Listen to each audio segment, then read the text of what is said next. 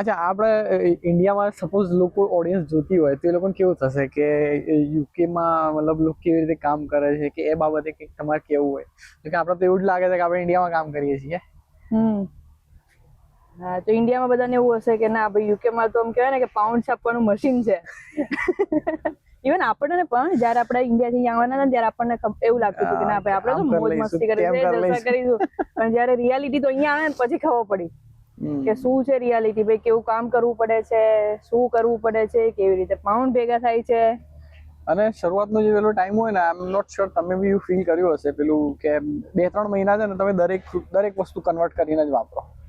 Like તમે કઈ બી વસ્તુ લેવી હોય ને તો પેલા કન્વર્ટ કરો, કેલ્ક્યુલેટ કરો, પછી વાપરો. મારું સૌથી પહેલું છે ને 3-1 મહિના એવું રહ્યું હતું. મારું સૌથી પહેલું કેલ્ક્યુલેશન છે ને, હું એકવાર કિંગ્સબરી ફ્રૂટ એન્ડ વેજમાં હું મરચા લેવા ગઈ. અચ્છા.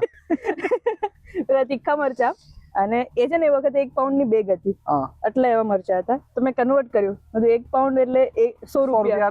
100 રૂપિયાના આટલા મરચા? ઇન્ડિયામાં તો 100 રૂપિયાના કેટલા બધા મરચા આવે. મેં એમ વિચારીને બેગ મૂકી દીધી.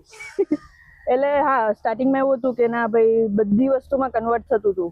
1 પાઉન્ડ બરાબર 100 રૂપિયા. હું વડાપાઉં ખાવું હોય તો એમ થતું હતું કે યાર કંઈક 2-2.5 પાઉન્ડ નો એક એની આસપાસ આવતો આઈ થિંક. અરે યાર 250 રૂપિયાનો તો કંઈક વડાપાઉં હોય.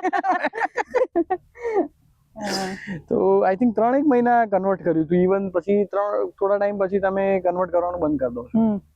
પછી આપણે રૂટીનમાં સેટ થઈ જઈએ. હા, રૂટીનમાં અહીંયા થોડા સેટ થઈ જાવ, તમારી ઇન્કમ સેટ થઈ જાય પછી હેબિટ. અને એકચ્યુઅલી છોડી દેવી જોઈએ, 3-4 મહિના ઇનફ છે.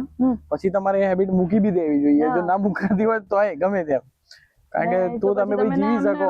હા.